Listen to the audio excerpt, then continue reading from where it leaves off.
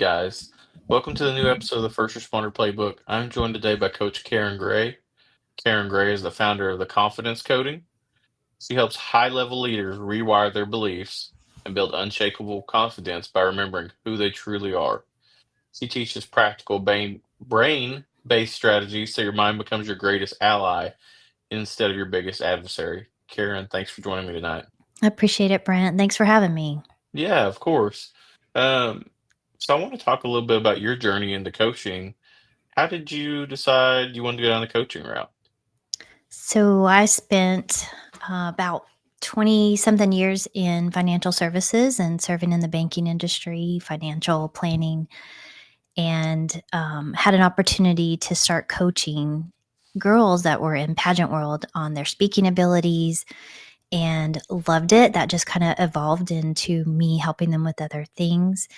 And really, what I saw through that whole process was this underlying need that happens when we're faced with any kind of judgment. Because these girls are putting themselves in pageants to be judged. But what that highlighted was we're judged constantly. And if we aren't confident in who we are, our ability to present ideas, lead others, then we're missing the boat on so many opportunities. And I saw in these young girls things that I was struggling with and had been struggling with, from super young age up until my mid 30s. And so it was just this realization that if we don't handle those things and deal with those things and get those challenges out of the way, they're going to be roadblocks. And so I just dove in head first, started coaching on other things, coaching myself, got really supported, and fell in love with the whole journey. And so I've been coaching part time ever since, started full time in 2020. Kind of the perfect time to start full time because we were working from home. Did you do a Yeah. lot of your coaching like over Zoom and Almost all of my coaching is remote. It's just so easy. It's you don't have to be, face to face. And honestly, people seem to be they just hold back less when there's this barrier of the virtual, screen in front of them. They feel more protected, and so people tend to divulge more. They can relate more. It builds around their schedule, so it's just a win-win. But yeah, I had not planned on starting coaching full time in 2020. My position at that time was very public facing and some layoffs happened. And so I had a perfect 3-year plan. I was going to retire from financial services in 2023. And I was working part time with the Cancer Society. I was going to step away from that. And that all got escalated with 2020, but it was perfect timing. It really was. so I recently went through two coaching programs actually, but that's actually my Hmm. concentration, my doctorate as well as leadership and executive coaching. Love But I that. really feel deep inside of me what you said in that if you don't believe in yourself or you don't feel totally Hmm. confident in yourself, Yeah. you don't take those risks. And so like actually, like I said, I've been through two coaching programs now that I finished and I'm doing a doctorate on it and I know my stuff. Hmm. It's just putting yourself out there and I'm just like, mm-hmm. And so I'm glad we made this connection because maybe I need a little bit of confidence in my life. I got your back. I got your back. So But I it's see that a lot in first responders as well, though. We're entrusted to make life and death decisions, right. and guys freeze up. They freeze up when it matters because they're not confident in themselves, and that's why you're here tonight. Is because I truly think that you have a message that can help first responders. Yeah, thank you. I shared this with you before the call. My husband is a former police officer from here in we live in Dallas, Texas area, so he was in Grand Prairie and grew up with my dad being in the mounted patrol. So he was a volunteer, but my dad and my brother were both in mounted patrol in New Mexico. And what I saw over and over again is rather than facing these challenges, oftentimes, I wanted to say men, but it's, anyone in a first responder position learns to compartmentalize really well. So that doesn't mean you're dealing with it. You're just putting it in a box and setting it aside until something triggers that box open. And then it's can be catastrophic, or it can just create chaos, or it can be destructive. And so the best way to deal with that is to manage it now while you're being proactive rather than reactive. And so those triggers are just a reminder that there is an underlying challenge, obstacle, belief that came from a thought that you learned somewhere in your past. And 9 times out of 10, that thought was created, or that pattern belief was created when you were under the age of 15. And, trauma is very relevant. For one person, trauma could be something devastating, like watch someone get murdered, or you were abused, or something horrible. And for others, it's just something simple, like you lost your mother in the grocery store and you felt abandoned, and all of a sudden now you have this fear. So it's very relative. There's no judgment in what caused the trauma, what caused you to feel like you weren't capable of, fill in the blank, making a decision, being out front, being seen as a leader, having the weight of the world of those decisions on you, whatever it is that seems to be that barrier to the next level. I would say 99.9% of the time, it's going to be because somewhere inside there is a thought that you created a belief and a habit around, and we just need to get to the root of that. And once you root that out and not only change the thought pattern, but change the belief code around that, you then create a new confidence code. And I have a process and a pattern I go through, and it feels a little esoteric, like, oh, that's kind of woo woo, but it's so simple, yet it's so practical that you can easily do it, and it's easy to teach others to do it as well. So how do you start going down that process? You know, Hmm. I feel I don't want to say your pain, um, but especially in the first responder world, Hmm. but maybe even a little bit just because I'm in Oklahoma. Um, I feel like coaching's still not out there, and so like when you tell people that you're a coach, they look at you like, "Oh, you're a therapist," Yeah. or you're speaking a foreign language when you talk about it, and you try to explain it to them. They're like, "Well, I want advice." Hmm. That's not really what coaching is. Right. So I feel that a lot actually.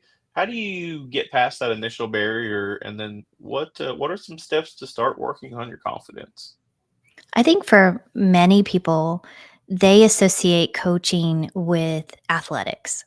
So if we could take you to that place, a coach in athletics a great coach is going to guide you to be a better athlete.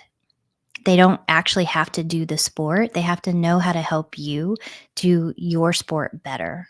And so, a coach for business, a coach for confidence, we're helping you get to a better place, get out of your own way. You're going to be a master at what you do, but somewhere along the way, you've picked up things that aren't serving you. So, we're going to help you lay those down, find a better way to do it, to be the best version of you that you can be. And so, yeah, coaching isn't necessarily, it's not a mentor, it's not a teacher, it's not a therapist. It is really helping you optimize you. Now, along the way, probably like you, we may put on the hat of a advisor or a teacher or a mentor. We may wear those different hats at different times, but we're really clear that we're never offering therapy. So therapy is when you have someone that is they're not in a healthy way. They're working on the past So they're trying to heal and figure out the past. Coaching is taking you from present and moving you forward. That's the best way for me to describe that. Now, what I believe, and this may not be something that everybody can relate to, but I believe that we have a physical body, we have a emotional body, and then we have a spiritual body. And so all three of those have to be in alignment and operating on the same trajectory for you to be in your most optimal performance. And so if any one of those three have a roadblock, have something that's not functioning well, then you're going to start having to compensate for that. And so I think in my experience, because, I was also adopted. And so that's where my core route that I had to navigate through for my confidence issues started. I had to go in and figure all of that out because I was making my adoption mean something about who I was, what I was capable of, what my value was, what my worth was, and what I could receive as an adult in the world. And it just created this whole laundry list of problems for me that I was creating on my own. And so, once I got that out of the way, I could then kind of line up everything else. And so it all starts with remembering who you are and who you were born to be. Yeah, I agree with that wholeheartedly. Um, I think that we're always in such a have to be an alpha Mm, role right. that people kind of forget to be themselves. Gosh. And Yeah. and I think that they try to fit in just to fit in a lot of times, especially in this world of, well, I just want to fit in with everybody else. Sure. And instead of just being themselves, and Well, and that's I don't know about you, but the world, well, in America, depending on where you're listening to this from, in Texas and Oklahoma, especially, men are supposed to look a certain way, act a certain way. Boys don't cry, right? We've all heard that saying. And men don't show emotion. You can't show that you're weak. You have to be this alpha guy, especially if you're in law enforcement, because you're facing life or death situations. If you're a first responder, firefighter, you are literally holding people's life in your hands every day. And so there is no room for weakness in those moments. So when you step out of that role or step out of that position and you're at home, now there's a whole nother level of responsibility on you. And if you're carrying that level of responsibility along with what society is telling you have to do on top of your job responsibilities, my God, it's no wonder feel like you're carrying the weight of the world, because literally you are. And there's this dichotomy of a whole nother part of our society that's telling men to be emasculated, to be, that a woman's better than them, or there's this whole dynamic of the masculine and the feminine. And the truth of the matter is, we both, men and women, male and female, have masculine and feminine energetic qualities.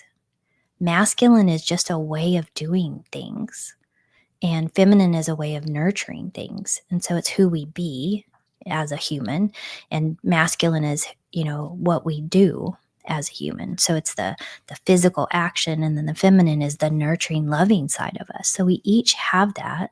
Men just typically, males have more of the masculine energy and are kind of suggested to reject and not embrace the feminine side, which is not fair and not true. yeah, I agree wholeheartedly with that. It is something that we think as a culture overall Hmm. struggle with, Right. and Yeah, it's definitely cultural. You're right. That's a great opinion of it. It's a cultural thing. So, what are some things that you wish everybody knew, about confidence? So, one of the things that, especially for women, that we need to know is, and like this is just a human thing, so I'm not going to quantify it, but is to know that we are valuable just because we were born, just because we're here. That makes us valuable. Therefore, there's nothing that we could do to be more valuable. Now, can we use our skills differently? Can we apply ourselves and be more productive or make more money or have more success? Yes, but that doesn't make you valuable. That isn't where your worth is derived from. And if people could just understand that and understand that they don't have to put on a mask and present themselves in a way that's not authentically true for them, and they can still be valuable. They can still show up in the room as impactful, as a leader. That is when you make the most impact rather than when we put on this mask or when we're carrying all of the burdens of the world and we're projecting that onto everybody else with anger or resistance or resentment. There's so many things that stand in the way that don't have to be. Yeah, absolutely. Um, what what do you think is the most when you're coaching Mhm. somebody? What are the ways you break down some barriers to help kind of start rebuilding that confidence with people? Because I feel like you probably very early, especially in the coaching process, they probably throw up a lot of barriers to you of why they can't do that. How do you challenge them and make them start becoming better? Yeah, one of my favorite things to share with someone, and everybody can take this away from the call and use it, is I believe that there is little t things that we believe are true. We can convince ourselves they're true. We can find proof that they're true. And then there's big T truth. And so those are the things that are um, just they're the laws of the universe or they're undeniable, irrefutable. That's the truth. And so, for example, little t would be I could say, I'm not good at blah, blah, blah. I'm not good at public speaking. And I can find plenty of proof to show that I'm not good. See, I'm not getting hired. See, that person thought this. I got this comment. I didn't get paid very much. I can find thousands of reasons that could be true. But I could also find thousands of reasons why it is true. So it's very subjective. Something that's true is not necessarily um, the facts. It's not the truth because the truth is I could be a better speaker if I got more practice, if I put myself out there more. So the truth is, I have the opportunity to be a better speaker if I applied myself and wanted to. That's the truth. So, this little t, big T, I think is something that just absolutely determines how we can show up because we convince ourselves of things because we can say, there's, here's the proof. So, obviously, this is true. Yeah, it is. Whatever you look for, you will find.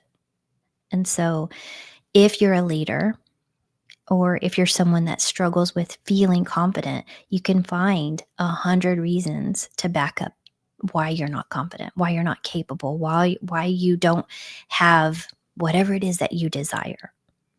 But just the fact that you desire it makes you capable of achieving it. So now stand in your truth. What is the truth here? And when you ask yourself that, is this true or is this the truth? Then you really get to the heart of the matter. And that's the best place to start to just navigate through that whole muddiness. Yeah, I agree wholeheartedly in that we oftentimes find the truth of Hmm. why we can't do something, and I think it's just us grasping at straws to maybe not push our own comfort zone a little bit. Well, we're so good at staying because as a human, our one of our core needs is to be safe or to feel secure. And so if something feels like an edge, if it feels scary or dangerous, we can find proof to talk ourselves out of it. Yeah. So we may feel called to step into another level of leadership, but that requires me. I can't be the exact same person I am and be there. I have to grow, I have to stretch, I have to take on maybe some more skills. And if I'm not willing to put myself out there because of fear of failure, the lack of confidence, or any, fill in the blank thing, I can convince myself why it's better to not try. Yeah, absolutely. And I'm sitting here thinking, like, I'm sure I've done that Oh, we all several have. times in my life. We You, all you have. know, and it makes it makes it true because you're Mhm. sitting there thinking, you're like, man, did I have I done that? And you're like, yeah, Yeah. yeah, yeah. Yeah. Think about like just working out, for example. I can talk myself into 100 excuses why I don't have the time to go work out. And literally, it's true. But if it was a priority, the truth is, I physically need to go work out. It's good for my body. It's good for my health. I need it, strength resistance for my bones. So the truth is, I just haven't prioritized it. We all have the same amount of days or same amount of hours in our days. And there are plenty of people working out. I can find proof of that. So I can find proof that it doesn't fit in my schedule, or I can find proof that I've just not made it a priority. And if I rearrange my priorities, I have plenty of time. Yeah, absolutely. And that's something that's I think we do a lot in the first responder world is, well, we're busy, or hey, we work Sure. 6 days a week, and they don't want to make things that a priority as a crutch sometimes. Sure. It's more of, yeah, I could go do that, but I could use that extra, hour and a half of sleep. Right. And what you really could use is the workout. And Mhm. trust me, I've been the world's worst at that at times. And we all do. But also, don't you see that um, first responders, and this is what I've seen, my husband said that this was really true for him. Um, there's kind of this dynamic of those that put themselves first and they prioritize themselves, they kind of get slammed like having a big ego. And then those that don't, they they're highlighted because they're selfless. They're putting others before them. When the truth of the matter is, if you're not taking care of yourself first, you're really not fully present or can't be fully the best version of yourself for everybody else. So it's not about having an ego. It's really about prioritizing self care so that you can be the best version of yourself. And when you put it in that capacity and look at it through that lens, there's so many things that we put off doing for the sake of others because I don't want to be selfish, right? I don't want to be selfish and take time away from my family. But you Yep. may need that time. Like for those, we're right now it's August, we're coming up on hunting season pretty soon. Um, some women think of being a hunting widow. I see that that's my husband's time to go recharge his batteries and fill his cup full. So he comes home, a happier husband so that he can go serve in his capacity better. Um, I just think we all have the opportunity and right to put ourselves first, to love ourselves first so that we can be the best version for others. So if you're struggling with that, if that's something you have been taught by example or by the world's, cultural thing that you can't put yourself first, self-care is imperative for you to be successful in the way that you serve as a first responder, in the way that you lead. You have to be whole to help others. Yeah, I agree wholeheartedly in that. We really, I mean, I do it as well, in that we're Mhm. so worried about helping others that we neglect ourselves. Yeah, 100%. and we do it every day, you Right. know? And then when it's finally is time to recognize that, like, hey, we probably should have slowed down a little bit, then Mhm. it's kind of, I don't want to say too late, but you're playing catch up at that point. Right, you're doing damage control rather than, getting ahead of it and doing maintenance. Yes. And it's just And like a house, right? It's so much easier to maintain your house than it is to go in and fix all of the things that have been neglected. Your body's your house. And so take care of it so you can be the strongest, best version of you to fulfill all the things that are on your heart to do. But man, sometimes it's just so hard. And especially if you don't have the support at home, makes it extra hard. Um, another thing that my husband, when he started law enforcement, we were not together. He was married to someone else. And he did not have that outlet when he came home. It wasn't safe to download all the things that he was seeing and dealing with and managing. And man, he bottled that up. And that was not healthy either. So that greatly impacted his ability to share and speak and download his truth. It just wasn't ever safe. And yeah, so, for someone that is struggling with either self care or doesn't have, that person at home to download that to or in your life, maybe you're, single at this time. I would say it's really important to find that person that can support you in that way, even if it's just a sounding board or a coach that can help you process these things, because having all of that bottled up impacted him in physical ways, in emotional ways, spiritual ways. It impacted everything like a cancer. yeah. And it probably took him a while to realize that. It did. And it actually ended up being, a reason why he left law enforcement because it impacted his health. So he's not in law enforcement today. Um, and that's one of the biggest reasons is his blood pressure and anxiety began to just be out the roof. And he's like, I'm not anxious about anything, but he was having panic attacks. And it literally was just all of this stuff, years and years piled down and bottled in, um, ready to explode at any moment. So that's not safe. No, it's 100% not. And I've been there, Yeah. and it's not fun. I'll never forget. I, I'm to the point in my career, I don't really care. I like if people judge me for stuff. Sure. It's just one of those things that they probably have been there too, and they're just not Mhm. willing to admit it.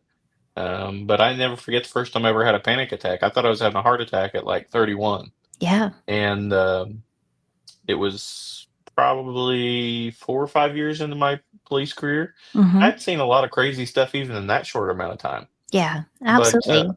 I never forget that I was literally sitting I lived by myself at the time, and I was playing Xbox. Nothing stressful. Wasn't thinking about work, and like I just started getting hot all over, and like I could feel my heart beating and racing. And the Yeah. next thing I know, like I'm just like, man, should I call an ambulance? Mhm. And I thought I was going to pass out. And my parents, luckily, they lived like 20 minutes away. And I called them. I'm like, I think I'm having a heart attack. And they're like, no, you're not. I'm like, no, I'm being dead serious. Like, I need to go to the hospital. And they took me, and I went to the ER, and which I think it made it worse. I knew all the nurses from being a cop. Right. And, the doctor checks everything. And he's like, have you ever had a panic attack before? And I'm like, Doc, I'm a cop. Like, no, I've never had a panic attack. And he's like, well, you have now. Wow. And that was the first time I realized that and I'm very good about self-processing and, Mhm. like, just thinking through things, and even I've gotta take care of myself Yeah. because if it can happen to me, and I'm very good at doing those type of things, it can happen to anybody. Absolutely. And if you feel like at any point in time you could get triggered, lose your cool because you have all of this bottled up, you could have a panic attack, you could not be able to defend yourself because, you're physically overweight and you're not able to do the things that you do, run as fast or whatever. There's so many things that can impact your confidence on top of just the underlying issues. And they're all connected. If you fix the core root, everything else begins to kind of domino and start improving. And so at the root, it's just these core beliefs that are impacting and creating habits that then kind of perpetuate and domino into other challenges. Yep, I agree wholeheartedly. So let's talk about you. You've got some resources. You've got the Reclaim Your Confidence course, the self-worth quiz, Mhm. um, and I really like the self-worth superpower call because I think we Yeah, all truly have superpowers that we don't realize. I do. Um, Yeah, I agree. And, a lot of my stuff is really geared towards women, but I would love to create something just for our first responders that could be maybe just like a confidence check in where you just have somebody that's a sounding board. So I will get you that information. yeah, And if somebody's interested in just having, like, maybe they don't know if this is something for them or not, they don't know if this is what's impacting them, but they're just not getting to that next level. Um, my heart's for our first responders. Absolutely respect and love these guys and women that are out there serving in such a big way and underappreciated, overworked, often underpaid. So I'm more than happy to gift you a session where you just have somebody to kind of download and see if this is something that would be helpful for you to get more support with. Or maybe just, one session will kind of kickstart it and get you in the right direction. that's awesome. That's awesome of you, and I'm sure you will definitely have some people take you up on that. Yeah, totally honored. On the Thank you. quiz, Mhm. I kinda wanted to talk about that, Yeah. because I'm a big, like we talked off air, I'm getting in the coaching business myself and Yeah. stuff. I really think that that is something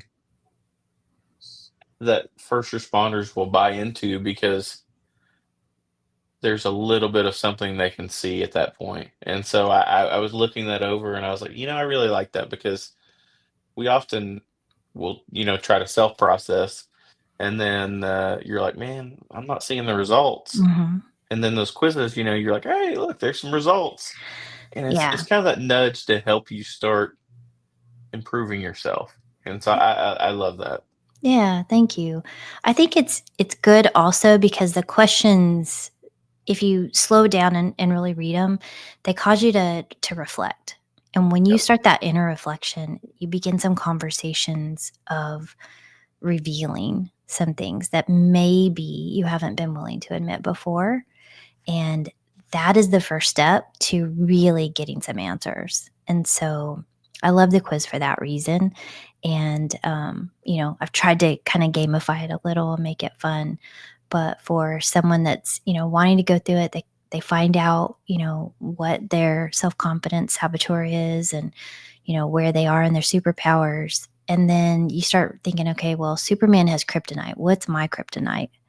And what's really so kryptonite's like the thing that trips you up. What is the yep. thing that's triggering you that's really holding you back from stepping into that most, superpower self?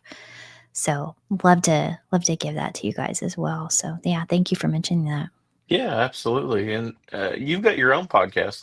Let's talk about that for a minute. How did I you do. decide that you were gonna go down the podcast world? So I had my best friend had a podcast. She had started it probably, I guess, a year before that. I started it in 2020 when I was starting to coach. It was a way during the pandemic that I could stay connected. I'm very much that person that likes to be out there talking and networking and meeting people. So the isolation was horrible for me during the pandemic. And what I knew about and something I had spoke about was, along the way, we all pick up baggage and we have these bags Yes. that we carry things. So if something happens, a trauma, we put it in the bag and now we carry it. Now it's part of our identity. So, I was carrying my adoption. I was carrying the abandonment. I was carrying the anger. I was carrying resentment. There's couple divorces in there. So I was carrying the shame and the guilt of that, all of these things. And what I realized one day is I had a choice. Did I want to carry those things or did I want to take and learn from those things and realize how they had helped me become the person that I was today and just carry the lessons, let the rocks go? And so I created the Rock Movers podcast. And it's about really the process that we all can go through to lay down the rocks and carry the lessons. And that's part of this confidence coding program, is that we get to choose. And I love so that. I love Where talking about that. where can they check this out at? Like, where is it a video? Is it audio only? It's video and audio. You can find it on my YouTube, on Spotify, Apple. Just Google Rock Movers, 2 words, and or Karen Gray. There's a link off of my Karen Gray, Coach Karen Gray. Sorry, everything's Coach Karen Gray. But my YouTube page has my Rock Movers podcast in it. So yeah, absolutely. So you've been doing it since 2020, so Mhm. 5 years. How many episodes are you in now? I just recorded like 125. Um, Wow. I'm, I think we're at like 103 that are actually public. We're in our 7th season. So my seasons don't necessarily go 12 months. They're, based on a theme or Gotcha. a set of podcasts. So I just finished up my men's only season. So That's awesome. season 6 was just for the boys. That's awesome. I really think, I tried to do a podcast and probably it was right around COVID It's a time. lot of work. You and I did, and that's the thing is I think I didn't realize what all went into it. Hmm. Um, and I quit pretty quickly. It was audio only. I'm kind of a dork. I love the paranormal stuff, and How fun. it was paranormal themed, and like I mean that's like outside of sports and police work. That's probably the one thing that I could talk for hours about. But I was like, man, like I don't want to put in this effort. Hmm. But then, you know, as the pandemic dragged on, I got back into law enforcement. I realized that like I listen to podcasts every day, like at Hmm. work, driving around or driving to work and Yeah. I'm like, man, there's some good ones out there for, my field, but I could do that. And, I jumped into it and I've stayed way more busier than I thought I was going to doing the podcast. Mhm. But what's funny is everybody always asks me, why am I doing it? But I'm a lifelong learner, and so, like, every time I have a guest on, like, I actually just enjoy talking to the guest and learning new things Yeah, because it's something I can add to my toolkit. So, like, I love that absolutely. I'm passing this message along to everybody else, but I'm sitting here learning from you as well, and I love it. Yeah, it is a lot of work, especially if you do everything yourself. You do video and, all of the notes and tagging and editing and all the things. But it really is, if you have a heart to give, it's a way to share our message in a way that people can kind of DIY listen to on their own time. I love listening to podcasts on YouTube because I'll play the video and it just kind of goes to the next one and then the next one and the next one. That's why I love YouTube. So, I just love having them. And I, much like you, constantly learning. I'd rather listen to a podcast than watch TV. And Yep. podcasts are really, digestible. They're, 30 or 40 minutes or however long. They're just so much easier to take into bites and really process and enjoy. And if you don't like it, you can move on, go to the next one. But I also have learned that it's something that the world needs, our message, and we just have to be courageous enough to put it out there. I agree wholeheartedly. Agree wholeheartedly. I love it. So as we kind of wrap up, I want to let people know how they get in contact with you because I've started something new. I like wrapping up with, so I'm going to save that for a minute. Okay. If people want to check you out, you've told us where we can get the podcast at. Hmm. Where can they reach out to you for coaching? Your quizzes, your Yeah. classes. Where can they check you out at?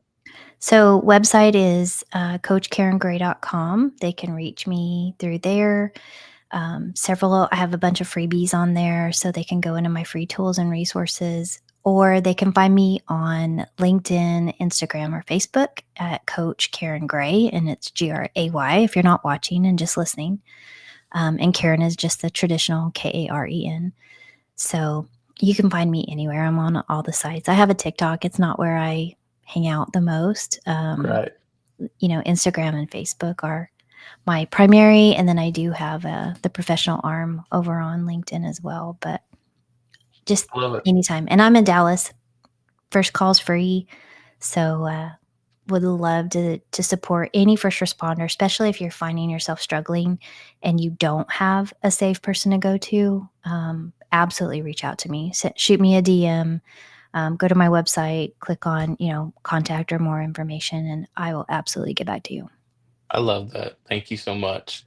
Um, as I end this, I've been trying something new. I want to end it with on a positive message for everybody. Mhm.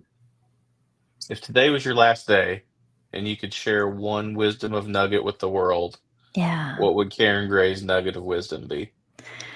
Oh my goodness. So I love this question because I feel like my whole purpose is to make my dash relevant. And when I say that, we think about our headstone, have our, opening date and our closing date, and it's really about the dash. And if I could share anything, it's to make your dash valuable. And it doesn't matter what people think, doesn't matter what their opinions are of you. Their opinions of you are none of your business. Your job here is to make your dash relevant. Yep. I love it. Love it. Karen, thank you so much for joining me tonight, and you are always Thanks, welcome Brent. back. I would love to come back. I'm sure we have more conversations that need to be had, but we'll let the guests Absolutely. tell us. They can tell us if they want me to come back. Absolutely. Thank you so much for joining me tonight. Appreciate it. Keep doing what you're doing. It matters. Thank you.